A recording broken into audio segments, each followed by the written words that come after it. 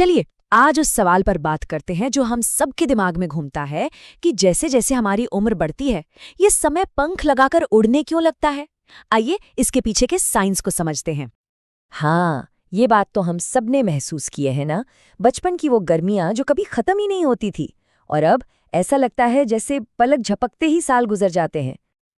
तो मजे की बात यह है कि ये सिर्फ हमारा वहम नहीं है, इसके पीछे बाकायदा साइंस है, मनोवैज्ञानिक वजहें भी हैं और न्यूरोलॉजिकल भी। तो चलिए एक एक करके इन वजहों की परतें खोलते हैं। तो चलिए सबसे पहले इसकी सबसे सीधी साधी मतलब मैथमेटिकल वजह को समझते हैं। इसे कहते हैं आनुपातिक समय सिद्धांत। देखिए फंडा बहुत सिंपल है। हमारा दिमाग जो है ना वो समय को हमारी अब तक की पूरी जिंदगी के कह सकते हैं अनुपात में महसूस करता है। जरा सोच कर देखिए, जब कोई बच्चा 5 साल का होता है तो 1 साल उसकी पूरी जिंदगी का 20% होता है, मतलब बहुत बड़ा हिस्सा। लेकिन वही 1 साल 40 की उम्र में जिंदगी का सिर्फ 2.5% बन के रह जाता है। अब देखिए घड़ी पर तो समय उतना ही बीता, पर हमारे दिमाग के लिए उसका वजन, उसकी इम्पोर्टेंस बहुत कम हो गई। लेकिन रुकिए, ये तो सिर्फ मैथ्स था। असली खेल, असली और सबसे मजेदार वजह तो हमारी यादों में छिपी है। पता है क्या, हमारा दिमाग समय को बीतते हुए नहीं नापता, नहीं, वो तो बाद में जब सब कुछ हो जाता है तब पीछे मुड़कर देखता है और अंदाजा लगाता है। और ये अंदाजा इस बात पर लगता है कि उस दौरान कितनी नई, कितनी गहरी यादें बनी। 1 मिनट के लिए अपना बचपन याद कीजिए। पहला स्कूल, पहला दोस्त, पहली बार कहीं घूमना, हर चीज नई थी, हर अनुभव अनोखा था। तो दिमाग क्या कर रहा था? वो हर पल को रिकॉर्ड कर रहा था। लेकिन अब की जिंदगी में क्या होता है? ज्यादातर चीजें रूटीन हैं, वही जॉब, वही रास्ता, वही वीकेंड्स। तो दिमाग कहता है अरे ये तो देखा हुआ है, इसे इतनी गहराई से स्टोर करने की क्या जरूरत है। और नतीजा, यादें कम बनती हैं और हमें लगता है समय उड़ गया। इसे समझने के लिए ना एक बहुत ही कमाल की एनालॉजी है। मान लीजिए आपकी यादें एक सफर में खींची गई तस्वीरें हैं। तो बचपन का 1 साल वो एक ऐसी फोटो एल्बम है जिसमें मान लीजिए 1000 तस्वीरें हैं। हर दिन एक नई फोटो, हर पल एक नया क्लिक। और वहीं एक एडल्ट का साल, वो एक ऐसी एल्बम है जिसमें मुश्किल से 50 तस्वीरें हैं, क्योंकि ज्यादातर दिन तो एक जैसे ही थे, कॉपी पेस्ट।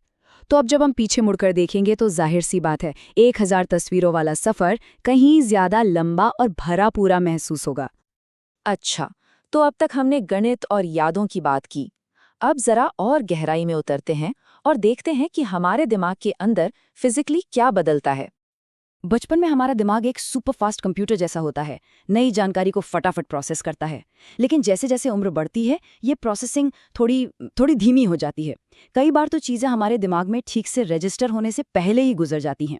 तो होता क्या है, हमारा दिमाग इन अनुभवों को कंप्रेस कर देता है, मतलब निचोड़ देता है, और इसी वजह से समय सिकड़ा हुआ, छोटा महसूस होता है। एक और बहुत बड़ा फर्क है हमारे फोकस का। बच्चे जो होते हैं ना वो पूरी तरह से अभी में, इस पल में जीते हैं, उनका ध्यान नहीं बटता। और हम बड़े लोग अक्सर या तो भविष्य की प्लानिंग में खोए रहते हैं या अतीत की चिंताओं में। बिल भरने हैं, डेडलाइन है, आगे क्या होगा। जब हमारा मन यहाँ है ही नहीं तो समय का एहसास कैसे होगा? वो तो हाथ से रेत की तरह फिसल ही जाएगा। और पता है क्या, हमारी भावनाएं, हमारे इमोशंस, वो भी समय की रफ्तार पर ब्रेक लगा देते हैं।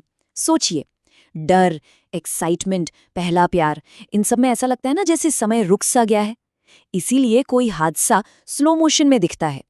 अब जैसे जैसे जिंदगी आगे बढ़ती है ये इमोशनल उतार चढ़ाव कम हो जाते हैं, हम ज्यादा स्टेबल हो जाते हैं। और जब भावनाओं की ये तीव्रता कम होती है तो समय तेजी से भागता हुआ महसूस होता है। तो ये तो हुई हमारे अंदर की बातें, लेकिन हमारे बाहर की दुनिया, हमारे मॉडर्न जिंदगी, वो भी समय की बहुत बड़ी चोर है। देखिए, जो लगातार स्ट्रेस बना रहता है ना, वो हमारी यादें बनाने की एबिलिटी को कमजोर कर देता है। हमारा दिमाग एक तरह से सर्वाइवल मोड में चला जाता है, और जब हम सर्वाइवल मोड में होते हैं तो हम ज्यादातर काम ऑटो पायलट पर करने लगते हैं, बिना सोचे समझे। अब जब हम पूरी तरह से होश में जी ही नहीं रहे तो यादें कहाँ से बनेंगी? और बिना यादों के हफ्ते, महीने, साल बस गायब हो जाते हैं। इसका सबसे बेस्ट और सबसे ताज़ा उदाहरण क्या है? पैंडेमिक के वो साल। याद है वो वक्त कितना अजीब लगता था? इसे ही पैंडेमिक पैराडॉक्स कहते हैं। और ये इस पूरी थ्योरी का सबसे बड़ा सबूत है। दिन तो बहुत लंबे लगते थे, क्यों? क्योंकि हर पल तनाव था, अनिश्चितता थी, मतलब इमोशंस बहुत हाई थे। लेकिन अब जब पीछे मुड़ के देखते हैं तो वो साल बहुत छोटे लगते हैं, क्यों? क्योंकि हर दिन एक जैसा था, एक ही रूटीन, कोई नई यादें नहीं। इससे साफ पता चलता है कि समय का हमारा एहसास पूरी तरह से हमारी यादों और हमारी भावनाओं के कंट्रोल में है। तो अब सबसे बड़ा सवाल ये उठता है कि क्या हम कुछ कर सकते हैं? क्या हम जानबूझकर समय की इस तेज रफ्तार पर ब्रेक लगा सकते हैं? तो खुशखबरी ये है कि हाँ, बिल्कुल लगा सकते हैं। तरीका ये है कि हमें अपनी मेमोरी डेंसिटी यानी यादों के घनत्व को बढ़ाना होगा। इसके लिए 4 साइंटिफिकली प्रूवन तरीके हैं। पहला, अपनी लाइफ में कुछ नयापन लाइए। कोई नई स्किल सीखिए, ऑफिस जाने का कोई नया रास्ता ट्राई कीजिए, रूटीन को थोड़ा तोड़िए। दूसरा, माइंडफुलनेस प्रैक्टिस कीजिए, मतलब एक समय पर सिर्फ एक काम, पूरे फोकस के साथ। तीसरा, मेमोरी एंकर बनाइए, जैसे रोज रात को 2 लाइनें लिखना या तस्वीरें लेना। और चौथा और सबसे ज़रूरी, इमोशनली जुड़िए। कोई ऐसा काम कीजिए जिसमें आपका दिल लगता हो, अपने रिश्तों में पूरी तरह से मौजूद रहिए। तो इस पूरी बातचीत का निचोड़ सार एक लाइन में ये है: समय उम्र के साथ तेज नहीं होता, बल्कि हमारा दिमाग उसे छोटा महसूस कराता है, क्योंकि हमारी जिंदगी ज्यादा जानी पहचानी, ज्यादा दोहराव वाली और इमोशनली कम इंटेंस हो जाती है। और ये हमें इस सबसे जरूरी सवाल पर लाकर छोड़ देता है कि हम अपने गुजरते हुए समय को यादगार बनाने के लिए क्या करने वाले हैं।